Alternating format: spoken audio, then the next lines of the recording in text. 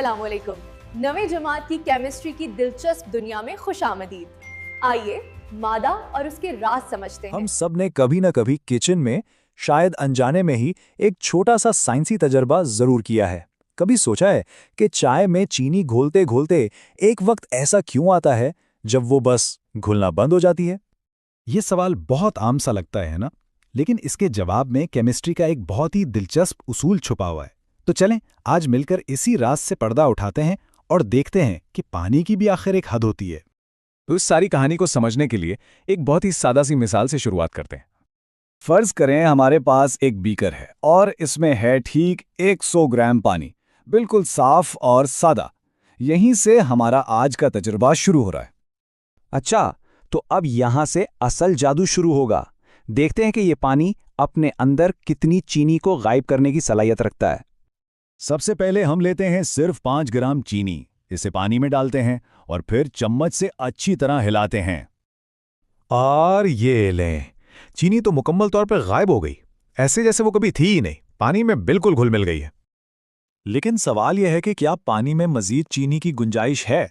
चलें एक काम करते हैं, 5 ग्राम और डालकर देखते हैं। अरे वाह, ये भी हल हो गई। तो देखें, जब तक कोई सोल्यूशन यानी महलूल अपने अंदर मजीद चीजें हल कर सकता है तो साइंस की जुबान में उसे कहते हैं अनसैचुरेटेड, मतलब इसमें अभी भी मेहमानों के लिए जगह बाकी है। लेकिन हर चीज की एक हद होती है ना? तो अब हम पहुंच रहे हैं इस तजर्बे के सबसे अहम मोड़ पर, यानी सैचुरेशन पॉइंट पर। जरा सोचें, अगर हम इस पानी की बर्दाश्त को आजमाते रहें और इसमें चीनी डालते ही चले जाएं, तो फिर क्या होगा? और ये रहा वो लम्हा। अब जितना मर्जी हिला लें, चीनी ने तो हल होने से साफ इनकार कर दिया है। वो नीचे बैठना शुरू हो गई है। गोया पानी कह रहा है कि बस भाई, और नहीं, मेरी हद पूरी हो चुकी है। केमिस्ट्री में इसी हालत को सैचुरेटेड सॉल्यूशन कहते हैं, यानी एक ऐसा महलूल जो पूरी तरह सैर हो चुका है। अब इसमें एक जर्रा भी मजीद हल करने की गुंजाइश बाकी नहीं रही।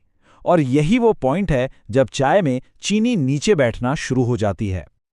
और इसके बिल्कुल बरक्स अनसैचुरेटेड सॉल्यूशन वो था जो हमने तजर्बे के शुरू में देखा था, जब पानी खुशी खुशी चीनी को अपने अंदर जगह दे रहा था।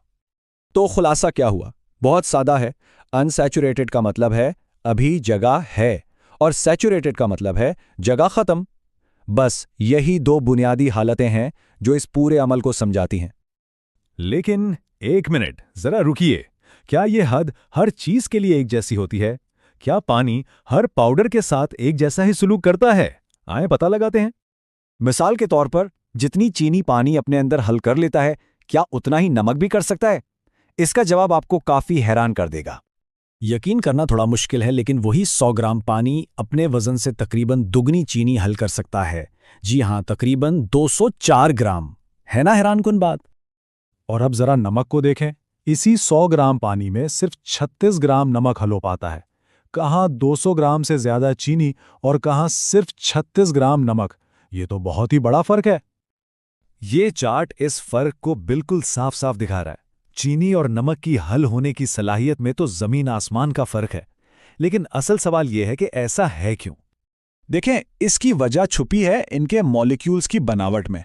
आसान लफ्जों में समझें तो चीनी के मॉलिक्यूल्स बड़े होते हैं और पानी के मॉलिक्यूल उन्हें ज्यादा आसानी से घेर कर अपने अंदर शामिल कर लेते हैं। इसीलिए पानी चीनी को नमक के मुकाबले में कहीं ज्यादा मिकदार में हल कर पाता है। साइंस वाकई कमाल की चीज है। तो ये सब जानने का फायदा क्या है? फायदा यह है कि ये कहानी सिर्फ किचन की चाय तक महदूद नहीं है। ये बात बिल्कुल ठीक है। हम हर तरफ से मुख्तलिफ किस्म के आमेज़ों यानी मिक्सचर्स में घिरे हुए हैं, चाहे हमें इसका एहसास हो या ना हो। तो जो बुनियादी उसूल हमने चीनी और पानी की इस छोटी सी मिसाल से सीखा है, वही उसूल हर जगह काम कर रहा है। उस हवा में जिसमें हम सांस लेते हैं, हमारे अपने जिस्म के अंदर, और उन तमाम चीज़ों में जो हम रोज़मर्रा इस्तेमाल करते हैं। तो अब ये बात तो साफ है कि एक सादा से ग्लास पानी में भी केमिस्ट्री के कितने ही गहरे राज छुपे हैं। और जाते जाते एक सवाल सोचने के लिए छोड़े जाते हैं। इस सारे अमल पर दर्जा हरारत यानी टेम्परेचर का क्या असर पड़ सकता है? क्या गर्म पानी में ज्यादा चीनी हल होगी या ठंडे पानी में? इस पर जरूर सोचिएगा। Join us and register now for online transformation.